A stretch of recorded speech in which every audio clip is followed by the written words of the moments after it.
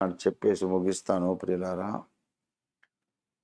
సాతాను యొక్క కుతంత్రం ఏంటంటే వాడు చాలా గొప్ప మేధావి, కానీ దుర్మార్గుడైన మేధావి. దుర్మార్గుడైన మేధావి. మన జీవితంలో ఎప్పుడో ఒకప్పుడు ఏదో ఒక బాధాకరమైన, అవమానకరమైన ఒక సన్నివేశాన్ని తీసుకొచ్చి వాడు మన చేత తప్పు చేయిస్తాడు.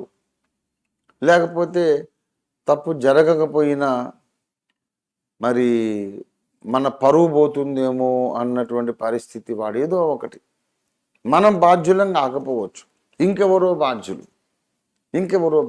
మనకి ఏదో ఒక గాయం తగిలింది. అట్లాంటి సన్నివేశం ఒకటి మనందరి బతుకుల్లో వాడు ఒకటి తయారు చేసి పెడతాడు. ఇక మనం ముందుకు సాగుతున్న కొద్దీ అవకాశం ఉన్నప్పుడల్లా వాడు మన కళ్ళను వెనక్కి తిప్పుతాడు. చూడు, ఓ 10 ఏళ్ల కిందట ఏం జరిగిందో చూడు, అయిపోయింది నీ జీవితం, నాశనం అయిపోయింది అంటాడు. ఇక ఏమో నాశనం కాలేదు, మనం బాగానే బ్రతుకుతున్నాం, బాగానే ఉన్నాం, సువార్త చెప్పొచ్చు, ప్రార్థన చేయొచ్చు, బైబిల్ చదవచ్చు, దేవుని స్వరం వినొచ్చు, దేవుని అందరికీ పరిచయం చేయొచ్చు, సమాజానికి ప్రయోజనకరంగా బ్రతుకొచ్చు. మనమేం పాడుగాలే. అడూరికి మన గతాన్ని జ్ఞాపకం చేస్తాడు. గతమును జ్ఞాపకం చేసి అంత పని జరిగిపోయాక ఇంకా నీకు ఆనందమే ఉంది అని ఎప్పుడు విషాదాన్ని మనలో పుట్టించడానికి అనుకూలమైన గతాన్ని వాడు జ్ఞాపకం చేస్తాడు. ఇలా ఎప్పటికైనా నీకు జ్ఞాపకం చేయడానికి ఒకటేదో సిద్ధం చేసి ఒక సిచ్యువేషన్, ఒక సన్నివేశం నీ బ్రతుకులో పెట్టుకుంటాడు వాడు. అప్పుడప్పుడు మళ్ళీ దాన్ని మన కళ్ళ ముందు తెచ్చి నిలబెడుతుంటాడు. ఇదో నీ గతం ఇది, నీ గతం ఇది, నీ గతం ఇది. ఒక గొప్ప భక్తుడు అన్నాడు, when Satan tries to show you your past, show him his future. సాతాను నీ గతాన్ని నీకు చూపించడానికి ప్రయత్నం చేసినప్పుడు వాడి భవిష్యత్తును వాడికి చూపించి, ఎదుగో చూడరా నీ భవిష్యత్తు చూడు, పనికి మాలినోడా, దౌర్భాగ్యుడా, చూడు నీ భవిష్యత్తు, అగ్ని గుండం, అదిరా నీ భవిష్యత్తు. నా గతం గురించి మాట్లాడతావు నువ్వు, పనికి మాలినోడా, చూడు నువ్వు నాకు అది చూపిస్తున్నావు వెనక, నువ్వు ముందుకు చూడు, నీ గత ఏంటో నీకు తెలుస్తుంది. వాడు పారిపోతాడు. ప్రియ దేవుని బిడ్డలారా, యేసయ్య మనకు దొరికాడు గనక మనం దుఃఖపడవలసిన అవసరమే లేదు. ఆయన మన దోషములన్నిటినీ క్షమించువాడు, మన సంకటములన్నీ కుదుర్చువాడు. ఇంకేం కావాలండి? మన దోషములన్నీ క్షమిస్తాడట, మన సంకట పరిస్థితులన్నింటినీ చక్కబరుస్తాడట. ఇంకా ఎందుకు మనం బాధపడాలి? అన్ని చింతలు, ఆందోళనలు, అన్ని విచారాలు, అన్ని రకాల సమస్యలు గురించిన ఆలోచనలు అన్నీ ప్రక్కన పెట్టేసి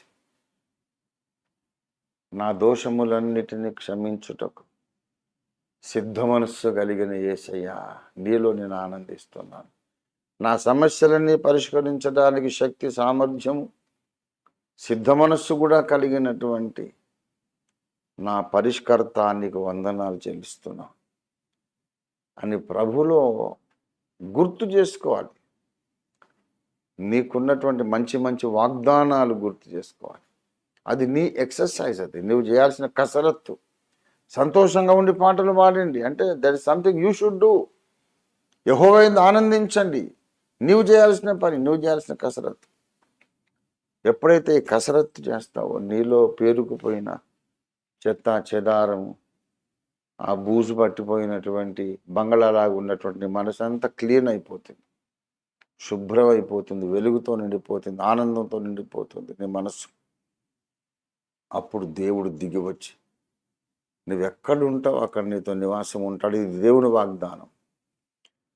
అలాగ నీవున్నటువంటి నీ కుటుంబ సభ్యులు, సంఘ సభ్యులు అందరూ యెహోవా యందు ఆనందించే వాళ్ళైతే దేవుడు వచ్చి మన మధ్యలో నివాసం ఉంటాడు. ఇండియాలో యేసయ్య వచ్చి మనతో నివాసం ఉంటే దేశం దీవించబడదా చెప్పండి? కాబట్టి ఎందుకో దేవుడు ఇవాళ ఈ మాట చెప్పమన్నాడు. ప్రతి ఒక్కరూ కూడా బాధతో బ్రతుకుతున్నారు, ఆనందము లేకుండా బ్రతుకుతున్నారు, ఆనందం నటిస్తున్నారు కానీ నిజమైన సంతోషం లేదు. ఎందుకంటే ఏదో ఒకటి గుర్తొస్తూ ఉంటుంది, సాతాను గుర్తు చేస్తూ ఉంటాడు. నా కర్మ అనుకుంటున్నారు తప్ప ఇదంతా స్పిరిచువల్ వార్ఫేర్లో, ఆధ్యాత్మిక యుద్ధంలో భాగం అనుకోవట్లేదు. నా కర్మ అండి, నా పరిస్థితి ఇలా ఉంది అనుకుంటాను. నీ కర్మ కాదు బాబు, సాతాను దుష్టుడు, దుర్మార్గుడు, నీ విరోధి, దేవుని విరోధి, మనందరి విరోధి. వాడు నీ మీద అగ్నిబాణాలు వేస్తున్నాడు. నీ మనస్సును సాతానుకు అప్పగించొద్దు, పరిశుద్ధాత్మ దేవునికి అప్పగించాలి. దేవునికి స్తోత్రం కలుగునుగా. నీవెవరైనా ఇటువంటి వాడివి నమ్మి బాప్తిస్మం పొంది ఉంటే నువ్వు ఆనందించాలంతే. నువ్వు ఆనందించాలి, పరిస్థితులను చూడొద్దు, దేవుని వాగ్దానాలు చూడాలి, దేవుణ్ణి చూడాలి. అలా అన్ని సంఘములలోని, అన్ని డినామినేషన్లలోని విశ్వాసులు ప్రభువులో ఆనందించి బలం పొందుకోవాలి అని మనం ప్రార్థన చేద్దాం. ఈ రోజుల్లో మనకు బలం కావాలి. మన దేశంలో క్రైస్తవుల మీద దాడులు, కుట్రలు ఎక్కువైపోతున్నాయి, రాను తీవ్రమైపోతున్నాయి. మనం బలంగా ఉండాలి, యుద్ధంలో గెలవాలి. దేవునికి స్తోత్రం కలుగును గాక. మనం చేసేది ఏమి యుద్ధం? మన యుద్ధోపకరణాలు శరీర సంబంధమైనవి కాదు, చేత్తో పట్టుకునే యుద్ధ ఉపకరణాలు మనకు లేవు. మేము శరీరధారులమే కానీ శరీర ప్రకారం యుద్ధం చేయం.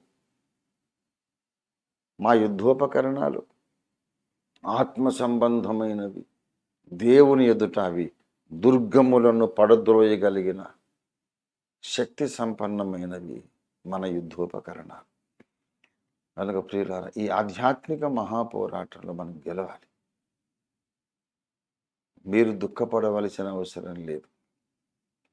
దేవుడున్నాడు మనతో, నాతో నీతో దేవుని వాగ్దానాలు ఉన్నాయి.